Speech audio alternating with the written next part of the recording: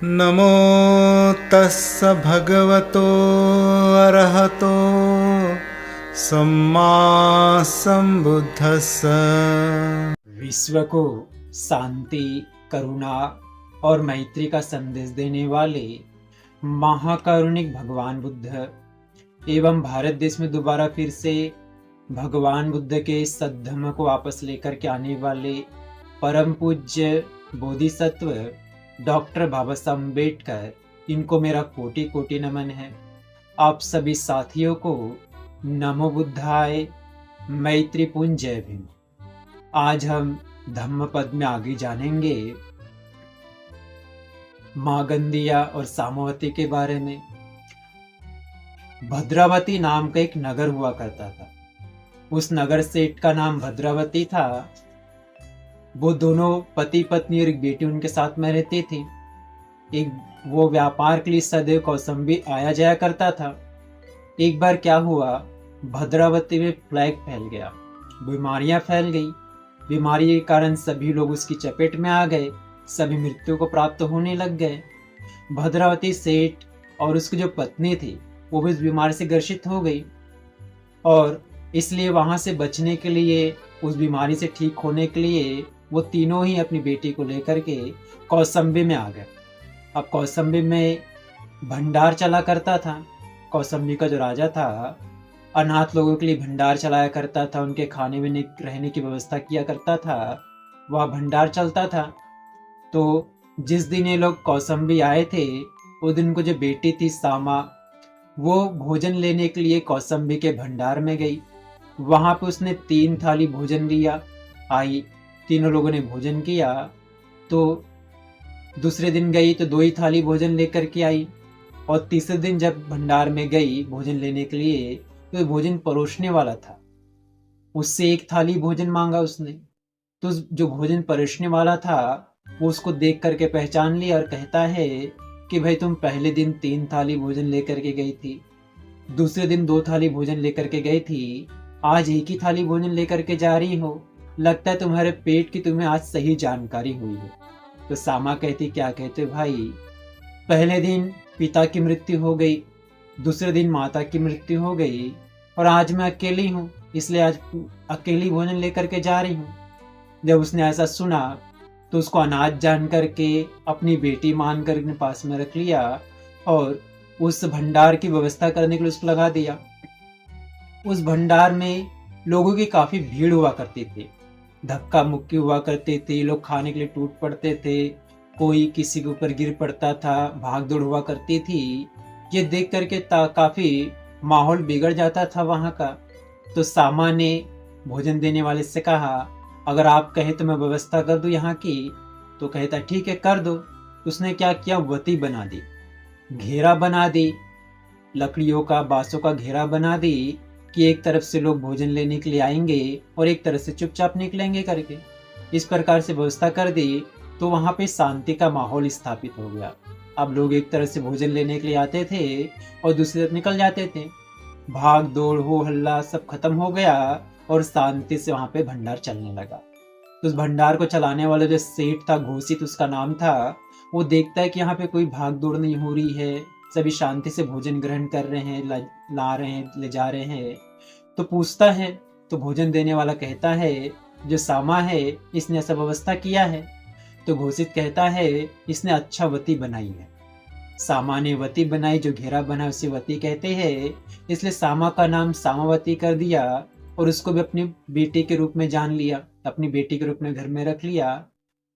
एक दिन नगर में उत्सव का माहौल था, काफी उत्सव था वहां पे। तो सारे नगर के लोग उत्सव में तैयार हुए, मेला लगा था। वहां पे जो राजा था, कौसंबी का जो राजा था उदयन, वो मेले में घूमने के लिए निकला। वहां पे उसने सामावती को देखा। तो सामावती से शादी करने के लिए उसके पिता घोषित से और भोजन पलटने उससे सभी से निवेदन किया। तो उन लोगों ने सामावती से उसकी शादी करा दी। कराने के बाद में उसको मुख्य रानी बना दिया राजा उदयन ने। उसकी पहले से भी एक रानी थी मागंदिया, जो कि भगवान बुद्ध से हमेशा घृणा करती थी, क्योंकि एक बार जब भगवान उसके गांव में गए थे तो उसके जो माता पिता है वो भगवान बुद्ध की शरण में आ गए थे, श्रोतापन अनागम निरंतर को प्राप्त कर लिए थे, उस उनके संग में आके सम्मिलित हो गए थे, जिसके कारण मागंदिया को उसके माता पिता ने उसके चाचा के पास में रख दिया था, जो उनका लालन पालन करते थे। तो इस बात से मागंदिया भगवान बुद्ध से ईर्ष्या करती थी, जिसके कारण उसके माता पिता दूर हो गए करके। तो एक दिन जब भगवान बुद्ध कौसंबी में पहुंचे तो राजा उदयन ने वहां भगवान बुद्ध के स्वागत की अच्छी व्यवस्था कराई, बहुत बड़ा आयोजन किया, भोजन दान वगैरह दिया, धम्म देशना का आयोजन किया। सभी लोग आने लगे, भगवान बुद्ध के धम्म को सुनने लगे, बड़े ही प्रसन्न होने लगे। भगवान बुद्ध के बताए सील, सदाचार, नैतिकता का मार्ग का अनुसरण करने लगे। सामवती भी भगवान के उपदेशों को सुन करके बड़ी ही प्रसन्न हुई। वो चाहती थी कि क्यों ना भगवान बुद्ध रोज महल में आते और उनको भी उपदेश दिया करते। लेकिन उसकी जो बहुत सारी सखियां थी, उसमें खजुत्तरा थी, जो भगवान बुद्ध के पास में जाती थी, उनके उपदेशों को सुनती थी और महल में आकर के सामवती और उनकी 500 और भी जो सहेलियां थी, सखियां थी, उनको सुनाया करती थी। सभी बड़े प्रसन्न होते थे। इस प्रकार से खजुत्तरा जो है अब धम्म उपदेष्टा बन गई थी। तो ऐसा जान करके सामावती ने राजा से कहा कि राजन, कृपा करके भगवान बुद्ध को उपदेश के लिए हमारे महल में आयोजन करवाइए करके, रोज कोई उपदेश दे सके, हमको भोजन दान भी देना है करके ऐसा कहने लगी। तो भगवान बुद्ध के पास में राजा उदयन गया, बात किया। तो राजा उदयन की बात को सुन करके भगवान बुद्ध ने आनंद से कहा, आनंद भंते जी से कहा कि आप जाइए और उपदेश दीजिए करके। तो प्रतिदिन आनंद भंते जी जो है वहां जाया करते थे। लेकिन जो मागंदिया जो रानी थी, वो ईर्ष्या करती थी भगवान बुद्ध से, इसलिए उनके संग से भी ईर्ष्या करती थी। तो जैसे आनंद जाते थे तो अपने चाटुकारों को पैसा खिला करके, कुछ लोगों को पैसा दे करके, धन दे करके कि ऐसा ऐसा इसके बारे में बोलो करके खूब आनंद के सामने भगवान बुद्ध की उनकी काफी निंदा किया करती थी। इससे परेशान होकर के आनंद भंते भगवान बुद्ध के पास में जाके कहते, भगवान हम कहीं और चलते हैं, क्योंकि यहाँ का माहौल अच्छा नहीं है, यहाँ के लोग काफी अपशब्द कहते करके। तो भगवान बुद्ध कहते हैं कहीं और भी ऐसे ही लोग मिलेंगे, वहां भी ऐसा कहेंगे, तब कहाँ जाओगे? कहते फिर और कहीं जाएंगे, वहां भी ऐसे मिलेंगे, तब कहाँ जाओगे? कहते हैं भागना किसी भी समस्या का समाधान नहीं होता, बल्कि उसका सामना करो। तो आनंद भंते जी भगवान बुद्ध की बात को सुनते हैं और ध्यान नहीं देते लोगों की कई बातों में, अपने काम में लगे रहते हैं, धम्म देशना देते हैं, दान ग्रहण करते, वापस चले जाते हैं। इस प्रकार से धीरे धीरे लोगों ने जब जाना कि भगवान बुद्ध का जो धम्म है सत्य है, मागंदिया गलत बात प्रचार कर रही है करके, तो उन्होंने मागंदिया की बातों का अवॉइड कर दिया, भगवान बुद्ध के धम्मों को स्वीकार किया और वो लोग भी सील सदाचार के मार्ग में चलने लगे और फिर आनंद को अपशब्द कहना भी उन्होंने छोड़ दिया। एक दिन सामावती प्रसन्न होकर के धम्म देशना से आनंद को उनके बहुत सारे संग के लिए बहुत सारा चीवर दान देती है। तो राजा को इसके बारे में पता चलता है, क्योंकि वो काफी कीमती चीवर होता है, कपड़ा होता है। पता चलता है तो पता लगाता है कि देखता आनंद भंते जी ने इसका क्या उपयोग किया करके। तो सारे संग में आनंद भंते ने उसको सबको बांट दिया था, जिससे सभी कपड़ों का अच्छा उपयोग हो गया। ये देख करके राजा उदयन भी बड़ा प्रसन्न होता है, खुश होता है कि अच्छा हुआ करके। लेकिन जो मागंदिया थी वो सामावती से ईर्ष्या करने लगी, देखते कि सामावती के कारण भगवान बुद्ध की देशना उसके महल में फैल रही है और उसको बंद करवाना चाहती थी। तो जो सामावती तो जा नहीं सकती थी महल के बाहर में, इसलिए अब उनकी सहेली आनंद भंते जा करके धम्म देशना किया करते थे। तो उसने एक झरोका बना दिया दीवार से, ताकि भगवान बुद्ध जब भी वहां से गुजरे, आते जाते रहे, तब उनको देख करके अभिवादन कर सके, नमन कर सके, व्यवस्था कर दी। तो मागंदिया ने राजा उदयन के कान भरने चालू कर दिए, उससे शिकायत की, चुगली करनी चालू कर दी कि भाई देखो सामावती ऐसी ऐसी है, आपको मारने का षड्यंत्र रच नहीं है, ऐसा ऐसा काम कर रही करके। तो राजा उदयन ने पता लगा इस सब के बारे में, तो सामावती को निर्दोष पाया। निर्दोष पाने के बाद में बड़ा ही प्रसन्न हुआ उदयन राजा, और कहता है कि तुम और भी जितना दान करना चाहती हो दान दो, और धम्म देशना के आनंद बनते जब भी आते रहेंगे करके। ऐसा करके राजा भी कहने लगा। इस योजना में भी मागंदिया सफल हो गई। तो उसने अपने चाचा को बुला लिया, और जब देखती है कि जब सामावती उसकी सारी जो 500 सखियां हैं, खजुत्तरा जो धम्म देशना दे रही है, वो उसी के महल में हो रहा था, तो उसके चारों महल को, पूरे महल को चारों तरफ से तेल से भिगा दिया और उसमें कपड़े ढक दिए। और जब वो खजुत्तरा आती है उपदेश देने के लिए, सारी सामवती के साथ 5 जो सखियां थी, उन सभी को महल में आग लगा करके सभी को जला दी, जिससे सभी की मृत्यु हो गई।